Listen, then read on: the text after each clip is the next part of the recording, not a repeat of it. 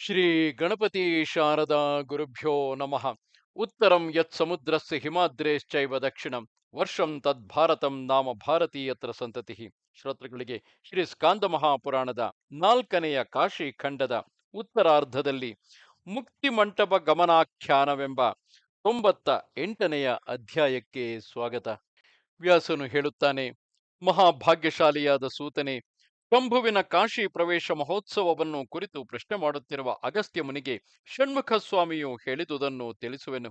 ಸ್ಕಂದನು ಹೇಳುತ್ತಾನೆ: ಮಹಾಪ್ರಾಜ್ಞನೆ, ಮಹೇಶ್ವರನು ಕಾಶಿ ಕ್ಷೇತ್ರಕ್ಕೆ ಪ್ರವೇಶಿಸಿದ ಚರಿತ್ರೆಯನ್ನು ಕೇಳು. ಈ ಕಥೆಯು 3 ಲೋಕಗಳ ನಿವಾಸಿಗಳಿಗೂ ಆನಂದವನ್ನು ಉಂಟು ಮಾಡುವುದು, ಮಹಾಪಾತಕಗಳನ್ನು ನಾಶಗೊಳಿಸುವುದು. ಮಹಾದೇವನು ಮಂದರಾಚಲವನ್ನು ಬಿಟ್ಟು ಚೈತ್ರ ಮಾಸದ ದಮನ ಅಥವಾ ಶುಕ್ಲ ತ್ರಯೋದಶಿಯ ದಿನದಲ್ಲಿ ಕಾಶಿಗೆ ಬಿಜ ಮಾಡಿದನು. ಕ್ಷೇತ್ರ ಪ್ರವೇಶದಿಂದಲೇ ಆನಂದ ತುಂದಿಲನಾದ ಆತನು ಅಲ್ಲಲ್ಲಿಯೇ ಸುತ್ತಾಡುತ್ತಿದ್ದನು. ಮೋಕ್ಷಲಕ್ಷ್ಮಿ ವಿಲಾಸವೆಂಬ ಪ್ರಾಸಾದವು ಸಂಪೂರ್ಣವಾಗಿ ನಿವಾಸ ಯೋಗ್ಯವಾಗಲು ತ್ರಿಲೋಚನ ಸ್ಥಾನವನ್ನು ಬಿಟ್ಟು ಮಹೇಶ್ವರನು ಅದರ ಅಂತರ್ಗೃಹವನ್ನು ಪ್ರವೇಶಿಸಿದನು.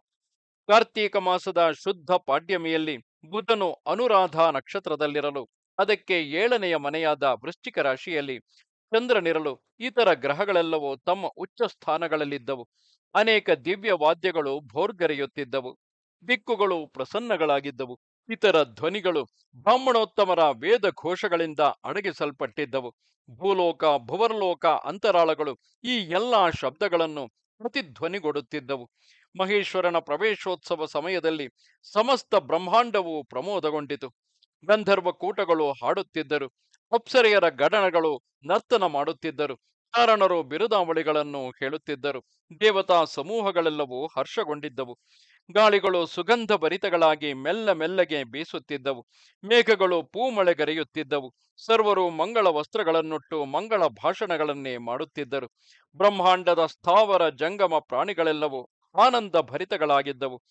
ದೇವತೆಗಳು, ದೈತ್ಯರು, ಗಂಧರ್ವರು, ನಾಗರು, ವಿದ್ಯಾಧರರು, ಸಾಧ್ಯರು, ಕಿನ್ನರರು, ಮನುಷ್ಯರು ಮೊದಲಾಗಿ ಎಲ್ಲರಲ್ಲಿಯೂ ಹೆಂಗಸರು ಗಂಡಸರೆನ್ನದೆ ಚತುರ್ವಿಧ ಪುರುಷಾರ್ಥಗಳು ನಿರಂತರವಾಗಿ ಅಡಿಗಡಿಗೂ ಸುಲಲಿತವಾಗಿಯೇ ಕೈಗೂಡುತ್ತಿದ್ದವು. ಮುನಿವರಿಯನೇ, ಆಗ ಹಾಕಿದ ಧೂಪಗಳ ಹೊಗೆಗಳಿಂದ ಆವೃತವಾದ ಆಕಾಶವು ಇಂದಿನವರೆಗೂ ಸ್ವಲ್ಪವೂ ತನ್ನ ನೀಲವರ್ಣವನ್ನು ತ್ಯಜಿಸದಿರುವುದು. ಆಗ ಪರಮೇಶ್ವರನ ನೀರಾಜನಕ್ಕಾಗಿ ಎಷ್ಟು ದೀಪಗಳು ಹೊತ್ತಿಸಲ್ಪಟ್ಟಿದ್ದವೋ ಅವುಗಳ ಜ್ಯೋತಿಗಳು ಇಂದಿಗೂ ನಕ್ಷತ್ರಗಳ ವ್ಯಾಜದಿಂದ ಆಕಾಶದಲ್ಲಿ ಬೆಳಗುತ್ತಿರುವವು. ಕಾಶಿ ಕ್ಷೇತ್ರದ ಒಂದೊಂದು ಮನೆಯಲ್ಲಿಯೂ ಅನೇಕ ರೂಪಗಳು, ವಿಚಿತ್ರಗಳು ಆದ ಪತಾಕೆಗಳು ಕಂಗೊಳಿಸುತ್ತಿದ್ದವು. ಪ್ರತಿಯೊಂದು ಶಿವಾಲಯದಲ್ಲಿಯೂ ಶುಭ್ರಗಳು, ಮನೋಹರಗಳು ಆದ ಧ್ವಜಗಳು ರಾಜಿಸುತ್ತಿದ್ದವು. ಒಂದೆಡೆಯಲ್ಲಿ ಸಂಗೀತಗಾರರು ಗಾನ ಮಾಡುತ್ತಿದ್ದರು. ಒಂದೆಡೆಯಲ್ಲಿ ನರ್ತಕರು ನಾಟ್ಯಗಳನ್ನು ತೋರುತ್ತಿದ್ದರು. ಮತ್ತು ಬೇರೆ ಬೇರೆ ಕಡೆಗಳಲ್ಲಿ ಇತರರು ಅಥ, ಅನದ್ಧ, ಸುಷಿರ ಮತ್ತು ಘನಗಳೆಂಬ 4 ಬಗೆಯ ವಾದ್ಯಗಳನ್ನು ಬಾಜಿಸುತ್ತಿದ್ದರು. ಪಟ್ಟಣದ ಒಂದೊಂದು ಮಾರ್ಗವು ಶ್ರೀಗಂಧದ ಸಾರದಿಂದ ಸಾರಿಸಲ್ಪಟ್ಟು ಕೆಸರುಗೊಂಡಿದ್ದಿತು. ಹಸುರು, ಬಿಳುಪು, ಕೆಂಪು, ನೀಲಿ, ಹಳದಿ ಮುಂತಾದ ಅನೇಕ ಬಣ್ಣಗಳೊಡಗೂಡಿದ ರಂಗವಲ್ಲಿಗಳು ಪ್ರತಿಯೊಂದು ಮನೆಯ ಅಂಗಳದಲ್ಲಿಯೂ ಶುಭ ಸೂಚಕಗಳಾಗಿ ಕಂಗೊಳಿಸುತ್ತಿದ್ದವು. ಮಹಾದ್ವಾರಗಳ ಮೇಲೆ ನವರತ್ನಗಳಿಂದಲೂ ಮಣಿಗಳಿಂದಲೂ ಖಚಿತಗಳಾದ ಫಲಕಗಳು ಮಿರುಗುತ್ತಿದ್ದವು. ಮಹಡಿಗಳ ಸಾಲುಗಳೆಲ್ಲವೂ ಸುಣ್ಣದಿಂದ ತೊಳೆಯಲ್ಪಟ್ಟು ಬೆಳ್ಳಗೆ ಕಾಣುತ್ತಿರುವುದರಿಂದಲೇ ಸೌಧಗಳೆಂಬ ಹೆಸರನ್ನು ಪಡೆದವು ಎಂಬಂತೆ ತೋರುತ್ತಿದ್ದಿತು. ಅಚೇತನ ಪದಾರ್ಥಗಳು ಅಂದು ಸಚೇತನಗಳಂತೆ ಕಾಣುತ್ತಿದ್ದವು. ಎಲೈ ಕುಂಭಸಂಭವನೆ, ಈ ಲೋಕದಲ್ಲಿ ಯಾವ ಯಾವ ಪದಾರ್ಥಗಳನ್ನು ನಾವು ಮಂಗಳಕರಗಳೆಂದು ತಿಳಿದಿರುವೆವೋ ಅವುಗಳೆಲ್ಲವುಗಳಿಗೂ ಪರಮೇಶ್ವರನ ಕಾಶಿ ಪ್ರವೇಶದ ದಿವಸವೇ ಜನ್ಮದಿನವಾಯಿತು. ಇಂತು ದೇವದೇವನು ಕ್ಷೇತ್ರವನ್ನು ಪ್ರವೇಶಿಸಿ ಮುಕ್ತಿ ಮಂಟಪದಲ್ಲಿ ನೆಲೆಸಿದನು. ಆಗ ಮಹರ್ಷಿ ಗಣಗಳಿಂದೊಡಗೂಡಿ ಬ್ರಹ್ಮದೇವನು ಪಟ್ಟಾಭಿಷೇಕವನ್ನು ಮಾಡಿದನು. ಬಳಿಕ ಮಹಾದೇವನು ಪಾರ್ವತಿ ಸಮೇತನಾಗಿ ಭದ್ರಾಸನದಲ್ಲಿ ಮಂಡಿಸಿರಲು ಗಣಪತಿ, ಷಣ್ಮುಖ ಸ್ವಾಮಿ ಮುಂತಾದವರು ಆತನ ಸುತ್ತಲೂ ಗುಂಪುಗೂಡಿದ್ದರು. ಆಗ ದೇವತಾ ಗಣಗಳು, ನಾಗ ಪ್ರಮುಖರು ಅಸಂಖ್ಯಾತಗಳಾದ ರತ್ನರಾಶಿಗಳಿಂದಲೂ ಅನೇಕ ವಸ್ತ್ರಗಳಿಂದಲೂ ಚಿತ್ರ ವಿಚಿತ್ರಗಳಾದ ನವರತ್ನಗಳ ಮತ್ತು ಹೂವುಗಳ ಮಾಲೆಗಳಿಂದಲೂ ಸುಖ ಸ್ಪರ್ಶಗಳಾದ ಸುಗಂಧ ದ್ರವ್ಯಗಳಿಂದಲೂ ಅತ್ಯಂತ ಸಂತೋಷದಿಂದ ಮಹೇಶ್ವರನಿಗೆ ಪೂಜೆಯನ್ನೆಸಗಿದರು. ಅಗಸ್ತ್ಯನೇ, ಸಮುದ್ರಗಳ ಒಡೆಯರು, ಪರ್ವತರಾಜರು, ಇತರ ಅನೇಕ ಪುಣ್ಯ ಪುರುಷರು ತಮ್ಮ ತಮ್ಮ ಯೋಗ್ಯತೆಯನ್ನು ಅನುಸರಿಸಿ ಅಂದು ಶಂಭುವನ್ನು ಪೂಜಿಸಿದರು. ಬಳಿಕ ಮಾತೃಗಣಗಳು ಆತನಿಗೆ ನೀರಾಜನವನ್ನು ಬೆಳಗಿದರು. ಇಂತು ಸಮಸ್ತ ದೇವನಿಕಾಯದಿಂದಲೂ ವಂದಿತನಾದ ಪರಮಶಿವನು ಮೊದಲು ಮಹರ್ಷಿಗಳಿಗೆಲ್ಲ ಬಹಳ ಕಾಲದ ಆಶೆಗಳನ್ನು ಈಡೇರಿಸಿ ಒಬ್ಬೊಬ್ಬರನ್ನು ಸಂತೋಷಗೊಳಿಸಿ ಬ್ರಹ್ಮನನ್ನು ಮಹಾವಿಷ್ಣುವನ್ನು ಹತ್ತಿರಕ್ಕೆ ಕರೆದು ಇಂತು ಹೇಳತೊಡಗಿದನು. ಮರ್ಯಾದೆಯೊಡನೆ ಹತ್ತಿರದಲ್ಲಿ ಕುಳ್ಳಿರಿಸಿ ಇಂತೆಂದನು: ವಿಷ್ಣುವೇ, ನೀನೊಬ್ಬನೇ ನನ್ನ ಈ ಸರ್ವೈಶ್ವರ್ಯಕ್ಕೆ ಕಾರಣನಾಗಿರುವೆ. ದೂರದಲ್ಲಿ ನಿಂತಿದ್ದರೂ ನೀನೇ ನನಗೆ ಅತ್ಯಂತ ಸಮೀಪದವನಾಗಿರುವೆ. ನೀನಲ್ಲದೆ ನನ್ನ ಕಾರ್ಯವನ್ನು ಮಾಡುವವನು ಬೇರೊಬ್ಬನಿಲ್ಲ. ನೀನೇ ದಿವೋದಾಸ ಮಹಾರಾಜನಿಗೆ ಅನೇಕ ಸದ್ಬೋಧೆಗಳನ್ನು ಯುಕ್ತ ರೀತಿಯಲ್ಲಿ ಮಾಡಿದೆ. ಅದರಿಂದಲೇ ಆತನು ಅನನ್ಯ ಲಭ್ಯವಾದ ಸಿದ್ಧಿಯನ್ನು ಪಡೆದನು ಮತ್ತು ನನ್ನ ಮನಸ್ಸಿನಲ್ಲಿದ್ದ ಅಪೇಕ್ಷೆಯೆಲ್ಲವೂ ನೆರವೇರಿತು. ನಾರಾಯಣನೇ, ನಿನಗೆ ಈಪ್ಸಿತವಾದ ವರವನ್ನು ಕೇಳು. ಇಲ್ಲಿ ನಿನಗೆ ಕೊಡಬಾರದ ವಸ್ತುವು ಯಾವುದೂ ಇಲ್ಲ. ನಾನು ಈ ಆನಂದವನವನ್ನು ಪ್ರವೇಶ ಮಾಡುವುದಕ್ಕೆ ಕಾರಣವೆಂದರೆ ನೀನೊಬ್ಬನು, ಆ ವಿಘ್ನೇಶ್ವರನೊಬ್ಬನು. ಈ ಭೂಭಾಗವು ನನಗೆ ಹೇಗೆ ಅತಿ ಸೌಖ್ಯಪ್ರದವೋ ಹಾಗೆ ಮೂರು ಲೋಕಗಳಲ್ಲಿಯೂ ಬೇರೊಂದು ಪ್ರದೇಶವಿಲ್ಲ. ಎಲ್ಲಿ ಪಂಚತ್ವವನ್ನು ಹೊಂದಿದವರಿಗೆ, ಅಂದರೆ ಮರಣವನ್ನು ಹೊಂದಿದವರಿಗೆ ಪುನಃ ಜನ್ಮದ ಭಯವಿಲ್ಲವೋ ಆ ವಾರಾಣಸಿಯು ಬ್ರಹ್ಮರಸಾಯನದ ಖನಿಯಾಗಿರುವುದು. ಇಂತೆಂದು ಲೋಕೇಶ್ವರನಾಡಿದ ಮಾತುಗಳನ್ನು ಕೇಳಿ ಮಹಾವಿಷ್ಣುವು ವರಪ್ರದನಾಗಿ ನಿಂತಿದ್ದ ಆತನನ್ನು ಕುರಿತು ಇಂತೆಂದನು: ಎಲೈ ಪಿನಾಕಪಾಣಿಯೇ, ನೀನು ಪ್ರಸನ್ನನಾಗಿರುವೆಯಾದರೆ ನಾನು ಎಂದೆಂದಿಗೂ ನಿನ್ನ ಪಾದಗಳಿಗೆ ದೂರವಾಗದಂತೆ ವರವನ್ನು ಅನುಗ್ರಹಿಸು. ಮಧುಸೂದನನ ಈ ವಾಕ್ಯವನ್ನು ಕೇಳಿ ಅತ್ಯಂತ ಸಂತೋಷಗೊಂಡು ಮಹೇಶ್ವರನು ಇಂತೆಂದನು: ಎಲೈ ಮುರಾರಿಯೇ, ಮೋಕ್ಷಲಕ್ಷ್ಮಿಯ ನಿವಾಸ ಭೂಮಿಯಾದ ಈ ಕ್ಷೇತ್ರದಲ್ಲಿ ನೀನು ಯಾವಾಗಲೂ ನನ್ನ ಸನ್ನಿಧಿಯಲ್ಲಿಯೇ ಇರು. ಯಾವನೇ ಆದರೂ ಮೊದಲು ಇಲ್ಲಿ ನಿನ್ನನ್ನು ಪೂಜಿಸದೆ ನನ್ನನ್ನು ಯಾರು ಸೇವಿಸುವನೋ ಅವನು ಭಕ್ತಿಯುಕ್ತನಾಗಿದ್ದರೂ ಅವನ ಇಷ್ಟಾರ್ಥವು ಕೈಗೂಡುವುದಿಲ್ಲ. ಶಂಖಚಕ್ರಧಾರಿಯೇ, ಪರಾತ್ಪರನಾದ ನನ್ನ ಈ ಮಾತು ನಿಜವು. ಅಚ್ಯುತನೆ, ಈ ಮುಕ್ತಿ ಮಂಟಪದಲ್ಲಿ ವಾಸ ಮಾಡುವವನಿಗೆ ಇಲ್ಲಿಯೇ ಸಕಲ ಸೌಖ್ಯಗಳು ಉಂಟಾಗುವವು. ಅಂತಹ ಸೌಖ್ಯವು ಅತಿ ನಿರ್ಮಲವಾದ ಕೈಲಾಸ ಪರ್ವತದಲ್ಲಿಯಾಗಲಿ, ಲಕ್ಷ್ಮಿಗೆ ಶಾಶ್ವತವಾದ ನೆಲಮನೆ ಎನಿಸಿ ನನ್ನ ಭಕ್ತರ ಹೃದಯದಲ್ಲಿಯಾಗಲಿ ಸಿಕ್ಕಲಾರದು. ಒಂದು ನಿಮಿಷ ಮಾತ್ರವಾದರೂ ಮನಸ್ಸನ್ನು ಸ್ಥಿರಗೊಳಿಸಿಕೊಂಡು ಯಾರು ಈ ನನ್ನ ಮುಕ್ತಿ ಮಂಟಪದಲ್ಲಿ ನಿಲ್ಲುವರೋ ಅವರು ಅನನ್ಯ ಭಾವದಿಂದ ನನ್ನಲ್ಲಿಯೇ ನೆಟ್ಟ ಮನಸ್ಸುಳ್ಳವರಾಗಲು ಪುನಃ ಗರ್ಭವಾಸವನ್ನು ಅನುಭವಿಸುವುದೇ ಇಲ್ಲವು. ಲೋಕದ ಸಮಸ್ತ ತೀರ್ಥಗಳ ಒಂದೇ ಶಿರೋಮಣಿ ಎನಿಸಿದ ಅಗಾಧವಾದ ಈ ಚಕ್ರತೀರ್ಥದಲ್ಲಿ ಮಿಂದು ಯಾವ ಮಾನವರು ಸಕಲ ಆಶಾವರ್ಜಿತರಾಗಿ ಇಲ್ಲಿ ಒಂದು ಕ್ಷಣ ಮಾತ್ರವಾದರೂ ಪ್ರವೇಶಿಸುವರೋ ಅವರು ನಿಷ್ಕಲ್ಮಶರಾಗಿ ನನ್ನ ಪಾರ್ಶ್ವದ ವರ್ಗಕ್ಕೆ ಸೇರುವರು. ಈ ಮೋಕ್ಷ ಮಂಟಪದಲ್ಲಿ ಯಾರು ನನ್ನನ್ನು ಸ್ಮರಣೆ ಮಾಡುವರೋ, ನನ್ನ ಶಕ್ತಿಗೆ ಅನುಸಾರವಾಗಿ ಎಷ್ಟೇ ಅಲ್ಪವನ್ನಾದರೂ ದಾನವಾಗಿ ಕೊಡುವರೋ, ಕ್ಷಣ ಮಾತ್ರವಾದರೂ ನಿಶ್ಚಲ ಮನಸ್ಕರಾಗಿ ಪುಣ್ಯ ಕಥೆಗಳನ್ನು ಕೇಳುವರೋ ಅವರು 1,000,000 ಗೋದಾನಗಳನ್ನು ಮಾಡಿದ ಫಲವನ್ನು ಪಡೆಯುವರು.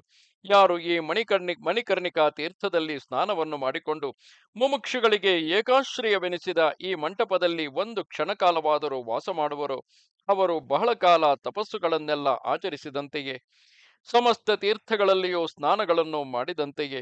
ಎಲೈ ನಾರಾಯಣನೇ, ಈ ಕ್ಷೇತ್ರದಲ್ಲಿ ಹೆಜ್ಜೆ ಹೆಜ್ಜೆಗೂ ತೀರ್ಥಗಳಿರುವವು. ಆದರೆ ಅವುಗಳಲ್ಲಿ ಯಾವುದು ಮಣಿಕರ್ಣಿಕೆಯನ್ನು ಸರಿಹೋಲಲಾರದು. ಪವಿತ್ರಗಳಾದ ಮಂಟಪಗಳು ಇಲ್ಲಿ ಎಷ್ಟು ಇಲ್ಲ. ಆದರೆ ಮುಕ್ತಿಲಕ್ಷ್ಮಿಗೆ ಆಶ್ರಯವಾದ ಈ ಮುಕ್ತಿ ಮಂಟಪವೇ ಅವುಗಳಲ್ಲಿ ಸರ್ವೋತ್ತಮವೆನಿಸಿರುವುದು. ಶ್ರೀಹರಿಯೇ, ಮುಂದೆ ಬರುವ ದ್ವಾಪರ ಯುಗದಲ್ಲಿ ಈ ಕೈವಲ್ಯ ಮಂಟಪದ ಪ್ರಖ್ಯಾತಿಯು ಲೋಕದಲ್ಲೆಲ್ಲ ಹರಡುವುದು. ಆಗ ಈ ಮಂಟಪವು ಕುಕ್ಕುಟ ಮಂಟಪವೆಂದು ಕರೆಯಲ್ಪಡುವುದು. ಶ್ರೀಹರಿಯು ಕೇಳುತ್ತಾನೆ: ಪಾಲನೇತ್ರನೇ, ನೀನು ನಿರೂಪಿಸಿದಂತೆ ಈ ಮುಕ್ತಿ ಮಂಟಪವು ಪ್ರಖ್ಯಾತಿಯನ್ನು ಹೇಗೆ ಪಡೆಯುವುದು ಎಂಬುದನ್ನು ನನಗೆ ವಿಸ್ತಾರವಾಗಿ ತಿಳಿಸು. ಮಹಾದೇವನು ಹೇಳುತ್ತಾನೆ: ಚತುರ್ಭುಜನೆ, ಇಲ್ಲಿ ಮುಂದೆ ಮಹಾನಂದನೆಂಬ ಬ್ರಾಹ್ಮಣನೊಬ್ಬನು ಹುಟ್ಟುವನು.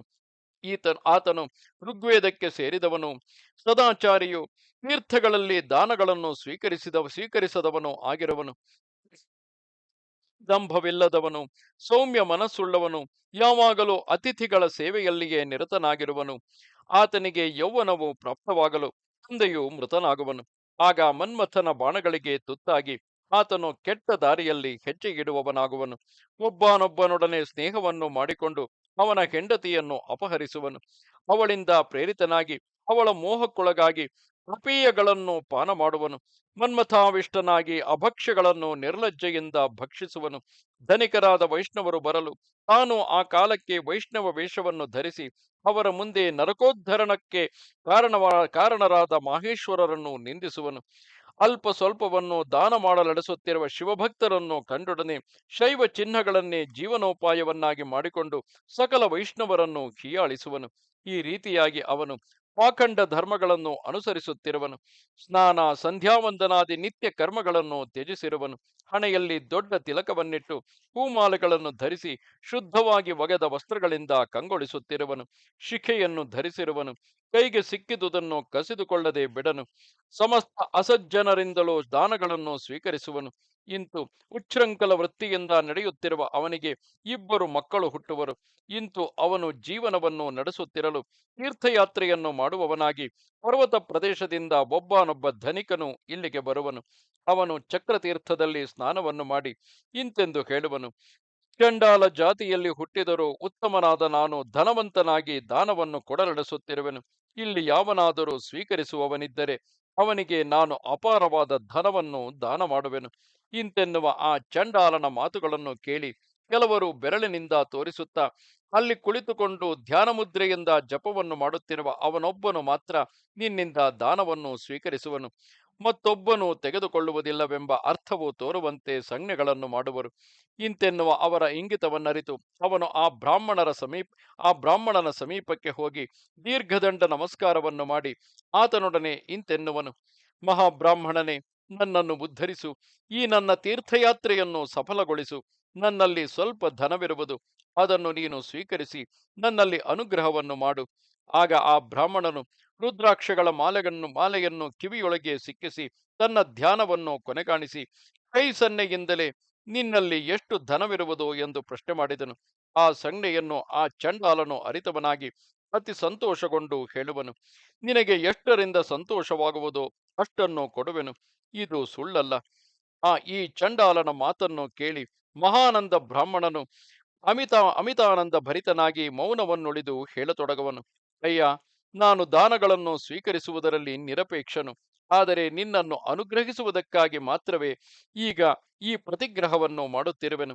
ಎಲೈ ಉತ್ತಮನೇ, ಆದರೆ ನನ್ನ ಒಂದು ಮಾತನ್ನು ನೀನು ತಪ್ಪದೆ ನಡೆಸಿಕೊಡಬೇಕು. ನಿನ್ನಲ್ಲಿರುವ ಧನವೆಲ್ಲವನ್ನು ನನ್ನ ಮುಂದಿಡಬೇಕು.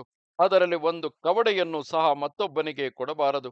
ಹಾಗಾದರೆ ಮಾತ್ರ ನಾನು ನಿನ್ನ ದಾನವನ್ನು ಸ್ವೀಕರಿಸುವೆನು, ಇಲ್ಲದಿದ್ದರೆ ಸ್ವೀಕರಿಸಲಾರೆನು. ಚಂಡಾಲನು ಹೇಳುತ್ತಾನೆ: ನಾನು ಎಷ್ಟು ಧನವನ್ನು ತೆಗೆದುಕೊಂಡು ಬಂದಿರುವೆನೋ ಅಷ್ಟನ್ನು ಶ್ರೀ ವಿಶ್ವೇಶ್ವರನ ಪ್ರೀತಿಗಾಗಿ ನಿನಗೆ ಧಾರೆ ಎರೆದು ಕೊಡುವೆನು.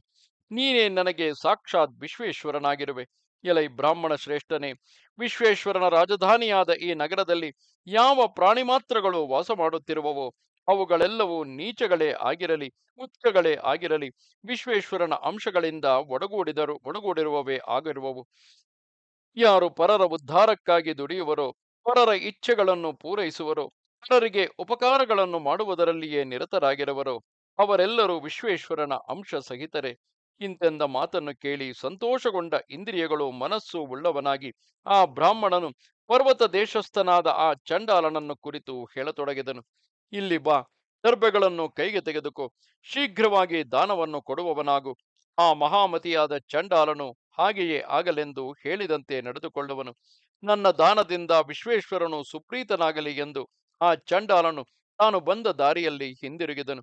ಆ ಬ್ರಾಹ್ಮಣನು ಇಲ್ಲಿಯೇ ವಾಸ ಮಾಡುತ್ತಾ ಇತರ ವಿಪ್ರೋತ್ತಮರ ಧಿಕ್ಕಾರಗಳಿಗೆ ಪಾತ್ರನಾಗಿರುತ್ತಾನೆ. ಮನೆಯಿಂದ ಹೊರಹೊರಟ ಮಾತ್ರದಿಂದಲೇ ಅನೇಕರಿಂದ ಬಹುವಿಧವಾದ ಪರಿಭವವನ್ನು ಪಡೆಯುವನು. ಇವನು ಚಂಡಾಲ ಬ್ರಾಹ್ಮಣನು, ಚಂಡಾಲನಿಂದ ಧನವನ್ನು ಪರಿಗ್ರಹಿಸಿರುವವನು. ಆದುದರಿಂದ ಇವನು ಚಂಡಾಲನೆ, ಇವನನ್ನು ಸಕಲ ಜನರು ಬಹಿಷ್ಕರಿಸತಕ್ಕದ್ದು. ಇಂತೆಂದು ಚೂತ್ಕಾರಗಳಿಂದ ಅವನನ್ನು ಹಿಂಬಾಲಿಸುವರು. ಅವನು ಅವರಿಗೆ ಭಯಗೊಂಡು ಕಾಗೆಗಳಿಗೆ ಭಯಗೊಂಡ ಗೂಬೆಯಂತೆ ಇದ್ದು ಲಜ್ಜೆಯಿಂದ ತಲೆಯನ್ನು ತಗ್ಗಿಸಿ ತನ್ನ ಮನೆಯನ್ನು ಬಿಟ್ಟು ಹೊರಕ್ಕೆ ಬರುವುದಿಲ್ಲ. ಇಂತು ಲೋಕನಿಂದೆಯನ್ನು ಹೊತ್ತುಕೊಂಡು ಒಮ್ಮೆ ತನ್ನ ಪತ್ನಿಯ ಮಾತನ್ನು ಕೇಳಿ ಆ ಬ್ರಾಹ್ಮಣನು ವಾರಾಣಸಿಯನ್ನು ಬಿಟ್ಟು ಗಯಾ ಪ್ರದೇಶವನ್ನು ಕುರಿತು ಹೊರಡುವನು. ಮಾರ್ಗ ಮಧ್ಯದಲ್ಲಿ ನಡೆಯುತ್ತಾ ಅವನು ಧನಸಹಿತನಾಗಿದ್ದುದನ್ನು ಹಲವರು ಕಾಣುವರು, ಮತ್ತು ದಾರಿ ಕಾಯುವ ಕಳ್ಳರು ಯಾತ್ರಿಕರ ಗುಂಪಿನ ಮಧ್ಯದಲ್ಲಿದ್ದರೂ ಅವನನ್ನು ತಡೆಯುವರು. ಅವನನ್ನು ಒಂದು ಗೊಂಡ ಅರಣ್ಯಕ್ಕೆ ಸೆಳೆದುಕೊಂಡು ಹೋಗಿ ಬಟ್ಟೆಗಳೆಲ್ಲವನ್ನು ಕಿತ್ತುಕೊಂಡು ಧನವನ್ನು ತೆಗೆದುಕೊಂಡು ತಮ್ಮಲ್ಲಿಯೇ ಯೋಚಿಸಿಕೊಳ್ಳುವರು. ಈ ಧನವು ಬಹಳವಾಗಿರುವುದು. ಇವನನ್ನು ಜೀವಂತನನ್ನಾಗಿ ಬಿಟ್ಟರೆ ಇದು ನಮಗೆ ಕರಗತವಾಗಲಾರದು. ಆದುದರಿಂದ ಹೇಗಾದರೂ ಪರಿವಾರ ಸಹಿತನಾದ ಈ ಸಾಹುಕಾರನನ್ನು ಕೊಂದೇ ಬಿಡಬೇಕು. ಇಂತೆಂದು ತಮ್ಮಲ್ಲಿಯೇ ನಿಶ್ಚಯಿಸಿಕೊಂಡು ಅವರು ಅವನಿಗೆ, ಎಲೈ ದಾರಿಗನೇ, ನಿನಗೆ ಇಷ್ಟವಾದುದನ್ನು ಸ್ಮರಿಸಿಕೊ. ಪರಿವಾರ ಸಮೇತನಾದ ನಿನ್ನನ್ನು ನಿಶ್ಚಯವಾಗಿಯೂ ಈಗ ಸಂಹರಿಸಿ ಬಿಡುವೆವು ಎಂದು ಹೇಳುವನು. ಈ ಮಾತುಗಳನ್ನು ಕೇಳಿ ಆ ಬ್ರಾಹ್ಮಣನು ತನ್ನ ಮನದಲ್ಲಿಯೇ ಯೋಚಿಸತೊಡಗುವನು. ಆಹಾ, ನಾನು ಯಾವುದಕ್ಕಾಗಿ ಅಪಾರವಾದ ಈ ಧನವನ್ನು ಸ್ವೀಕರಿಸಿದೆನೋ ಆ ನನ್ನ ಕುಟುಂಬವು ನಷ್ಟವಾಯಿತು. ನಾನು ಸಂಪಾದಿಸಿದ ಧನವು ನಷ್ಟವಾಯಿತು. ಆ ಧನದ ಸಹವಾಸದಿಂದ ಈಗ ನನ್ನ ಪ್ರಾಣಗಳು ನಷ್ಟವಾಗುತ್ತಿರುವವು. ದಿವ್ಯವಾದ ಕಾಶಿ ಕ್ಷೇತ್ರದ ವಾಸವು ನನಗೆ ಇಲ್ಲವಾಯಿತು. ದುರ್ಬುದ್ಧಿಯಾದ ನನ್ನ ನಡತೆಯಿಂದ ನನ್ನ ಸರ್ವಸ್ವವು ನಷ್ಟವಾಯಿತು. ಆ ಚಂಡಾಲನಿಂದ ದಾನವನ್ನು ತೆಗೆದುಕೊಂಡುದರ ಫಲವಾಗಿ ನನಗೆ ಕಾಶಿಯಲ್ಲಿ ಮರಣವು ಲಭಿಸಲಿಲ್ಲ. ಈ ರೀತಿಯಾಗಿ ಅವಸಾನ ಕಾಲದಲ್ಲಿ ತನ್ನ ಕುಟುಂಬವನ್ನು ಕಾಶಿ ಕ್ಷೇತ್ರವನ್ನು ಕುರಿತು ಚಿಂತಿಸಿದುದರಿಂದ ಆ ಬ್ರಾಹ್ಮಣನು ಚೋರರಿಂದ ಹತನಾಗಿ ಆ ಗಯಾ ಪ್ರಾಂತದಲ್ಲಿಯೇ ಗಂಡು ಕೋಳಿಯಾಗಿ ಹುಟ್ಟುವನು. ಅವನ ಹೆಂಡತಿಯು ಹೆಣ್ಣು ಕೋಳಿಯಾಗಿಯೂ ಇಬ್ಬರು ಮಕ್ಕಳು ಎರಡು ಮರಿಗಳಾಗಿಯೂ ಹುಟ್ಟುವರು. ಅವಸಾನ ಕಾಲದಲ್ಲಿ ಅವನಿಗೆ ಕಾಶಿ ಸ್ಮರಣ ಉಂಟಾದುದರ ಫಲವಾಗಿ ಪೂರ್ವಜನ್ಮದ ಸ್ಮರಣೆಯು ಸಂಪೂರ್ಣವಾಗಿರುತ್ತದೆ. ಇಂತು ಅನೇಕ ದಿವಸಗಳು ಕಳೆದು ಹೋಗಲು ಒಂದಾನೊಂದು ದಿನ ಕೆಲವು ಯಾತ್ರಿಕರು ಈ 4 ಕೋಳಿಗಳು ವಾಸ ಮಾಡುತ್ತಿದ್ದಲ್ಲಿಗೆ ನಡೆದು ಬರುವರು. ಅವರು ತಮ್ಮಲ್ಲಿಯೇ ಅನ್ಯೋನ್ಯವಾಗಿ ಕಾಶಿ ಕ್ಷೇತ್ರದ ಕಥೆಗಳನ್ನು ಗಟ್ಟಿಯಾಗಿ ಹೇಳಿಕೊಳ್ಳುವರು. ಕಾಶಿ ವೃತ್ತಾಂತವನ್ನು ಕೇಳಿದ ಮಾತ್ರದಿಂದಲೇ ಆ ಕೋಳಿಗಳಿಗೆಲ್ಲ ಜನ್ಮ ಸ್ಮರಣೆಯುಂಟಾಗಿ ಅವುಗಳು ಅವರನ್ನೇ ಹಿಂಬಾಲಿಸುತ್ತಿದ್ದವು. ಕೃಪಾವಂತರಾದ ಆ ಯಾತ್ರಿಕೋತ್ತಮರು ದಾರಿಯಲ್ಲಿ ಬರುತ್ತಿರುವ ಅವುಗಳನ್ನು ಕಂಡು ಅಕ್ಕಿ ಮೊದಲಾದವುಗಳನ್ನು ಹಾಕುತ್ತಾ ಅವುಗಳನ್ನು ಆ ಉತ್ತಮ ಕ್ಷೇತ್ರಕ್ಕೆ ಅಂದರೆ ಕಾಶಿ ಕ್ಷೇತ್ರಕ್ಕೆ ಸೇರಿಸುವರು. ಇಂತು ಆ 4 ಕೋಳಿಗಳು ಕಾಶಿಯನ್ನು ಸೇರಿ ನಿತ್ಯವೂ ಸರ್ವೋತ್ತಮವಾದ ಮುಕ್ತಿ ಮಂಟಪವನ್ನು ಪ್ರದಕ್ಷಿಣೆ ಮಾಡುವವು. ಆಹಾರದಲ್ಲಿ ಜಯಿಸಿದವುಗಳು, ನಿಯಮದಿಂದ ಇರುವವುಗಳು, ಕಾಮ ಕ್ರೋಧ ರಹಿತಗಳು, ಆನಂದದಿಂದ ಕೂಡಿದವುಗಳು, ನನ್ನ ಕಥೆಗಳಲ್ಲಿಯೇ ಆಸಕ್ತಿಯುಳ್ಳವುಗಳು, ಲೋಭ ಮೋಹಗಳಿಂದ ದೂರವಾದವುಗಳು, ನಿತ್ಯವೂ ಗಂಗೆಯಲ್ಲಿ ಸ್ನಾನ ಮಾಡುವುದರಿಂದ ಪರಿಶುದ್ಧವಾದ ತಲೆಗೂದಲುಳ್ಳವುಗಳು, ನನ್ನ ನಾಮಗಳನ್ನೇ ಹೊಗಳುತ್ತಿರುವವುಗಳು, ನನ್ನ ಕಥೆಗಳನ್ನು ಹೇಳುವುದರಲ್ಲಿಯೇ ಕಿವಿಗೊಟ್ಟಿರುವವುಗಳು, ಮನೋವೃತ್ತಿಗಳನ್ನೆಲ್ಲ ನನ್ನಲ್ಲಿಯೇ ಏಕಾಗ್ರಗೊಳಿಸಿರುವವುಗಳು ಆದ ಆ ಕೋಳಿಗಳನ್ನು ಕಂಡು ಅವುಗಳ ಸಾಧುವರ್ತನೆಗಾಗಿ ಕ್ಷೇತ್ರವಾಸಿಗಳೆಲ್ಲರೂ ಇವುಗಳನ್ನು ಬಹುವಾಗಿ ಗೌರವಿಸುವರು. ಪೂರ್ವಜನ್ಮಗಳ ವಾಸನೆಯ ಫಲವಾಗಿ ಅವುಗಳು ಅಂದರೆ ಆ ಕೋಳಿಗಳು ತಮ್ಮಲ್ಲಿಯೇ ಆಲೋಚನೆಯನ್ನು ನಡೆಸಿ ಕ್ರಮವಾಗಿ ಆಹಾರವನ್ನು ಕಡಿಮೆ ಮಾಡಿಕೊಳ್ಳುತ್ತಾ ಆ ಮುಕ್ತಿ ಮಂಟಪದಲ್ಲಿಯೇ ತಮ್ಮ ಪ್ರಾಣಗಳನ್ನು ತ್ಯಜಿಸುವವು. ಎಲೈ ಮಹಾವಿಷ್ಣುವೆ, ಅಲ್ಲಿ ನೆರೆದಿರುವ ಸಮಸ್ತರು ನೋಡುತ್ತಿರುವಂತೆಯೇ ಅವುಗಳು ನನ್ನ ಅನುಗ್ರಹದಿಂದ ದಿವ್ಯ ವಿಮಾನವನ್ನೇರಿ ನನ್ನ ಪದವಾದ ಕೈಲಾಸವನ್ನು ಸೇರುವವು. ಅಲ್ಲಿ ಬಹಳ ಕಾಲ ನೆಲೆಸಿ ಸರ್ವೋತ್ತಮಗಳಾದ ಅನೇಕ ಭೋಗಗಳನ್ನು ಅನುಭವಿಸಿ ಪುನಃ ಈ ಕಾಶಿಯಲ್ಲಿ ಜ್ಞಾನಿಗಳಾಗಿ ಹುಟ್ಟಿ ಶಾಶ್ವತವಾದ ಮೋಕ್ಷವನ್ನು ಪಡೆಯುವವು. ಆದ ಕಾರಣ ಆ ದಿನವು ಮೊದಲಾಗಿ ಜನರೆಲ್ಲರೂ ಎಲ್ಲೆಡೆಗಳಲ್ಲಿಯೂ ಆ ಮಂಟಪವನ್ನು ಮುಕ್ತಿಮಂಟಪವೆಂದು ಕುಕ್ಕುಟ ಮಂಟಪವೆಂದು ಕರೆಯುವರು. ಮುಕ್ತಿ ಮಂಟಪದ ದರ್ಶನವನ್ನು ಮಾಡುವಾಗ ಯಾವ ಮಾನವರು ಈ ಕುಕ್ಕುಟಗಳ ಚರಿತ್ರೆಯನ್ನು ಸ್ಮರಿಸಿಕೊಳ್ಳುವರೋ ಅವರು ಶ್ರೇಯಸ್ಸನ್ನು ಪಡೆಯುವರು. ಇಂತೆಂದು ಮುಂದೆ ನಡೆಯುವ ಚರಿತ್ರೆಯನ್ನು ಪರಮೇಶ್ವರನು ಶ್ರೀಹರಿಗೆ ನಿರೂಪಿಸುತ್ತಿದ್ದಂತೆಯೇ ಅನೇಕ ಗಂಟೆಗಳ ಮಹಾನಾದ ಉಂಟಾಯಿತು. ಆಗ ಪಾರ್ವತೀಪತಿಯು ನಂದಿಯನ್ನು ಬಳಿಗೆ ಕರೆದು, ಎಲೈ ನಂದಿಯೇ, ಈ ಶಬ್ದಕ್ಕೆ ಕಾರಣವೇನು ಎಂಬುದನ್ನು ತಿಳಿದುಕೊಂಡು ಬಂದು ನನಗೆ ಹೇಳು ಎಂದು ಅಪ್ಪಣೆ ಮಾಡಿದನು. ಬಳಿಕ ನಂದಿಯು ಅಲ್ಲಿಗೆ ಹೋಗಿ ವೃಷಭ ಧ್ವಜನಲ್ಲಿಗೆ ಹಿಂದಿರುಗಿ ಬಂದು ಮುಖದಲ್ಲಿ ಆನಂದವು ಹೊರದೋರುತ್ತಿರಲು ನಮಸ್ಕರಿಸಿ ಕೈಗಳನ್ನು ಮುಗಿದುಕೊಂಡು ಹೇಳಿದನು. ನಂದಿಯು ಹೇಳುತ್ತಾನೆ, ದೇವೇಶ್ವರನೇ, ತ್ರಿಲೋಚನನೇ, ಈ ಆಶ್ಚರ್ಯವನ್ನು ಏನೆಂದು ಹೇಳಲಿ?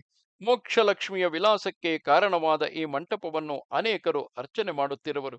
ಆಗ ಮಹೇಶ್ವರನು ನಗುತ್ತಾ, ನಮ್ಮ ಮನೋಭೀಷ್ಟವು ನೆರವೇರಿತು ಎಂದು ಹೇಳಿದನು.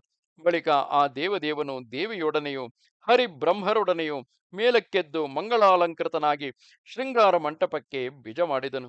ಸ್ಕಂದನು ಹೇಳುತ್ತಾನೆ, ಪರಮಾನಂದ ಪ್ರಾಪ್ತಿಗೆ ಕಾರಣವಾದ ಈ ಅಧ್ಯಾಯವನ್ನು ಕೇಳಿದ ಮನುಷ್ಯನು ಬ್ರಹ್ಮಾನಂದವನ್ನು ಪಡೆದು ಕೈಲಾಸದ ವಾಸವನ್ನು ಮಾಡುವನು, ಕೈಲಾಸದ ವಾಸವನ್ನು ಪಡೆಯುವನು.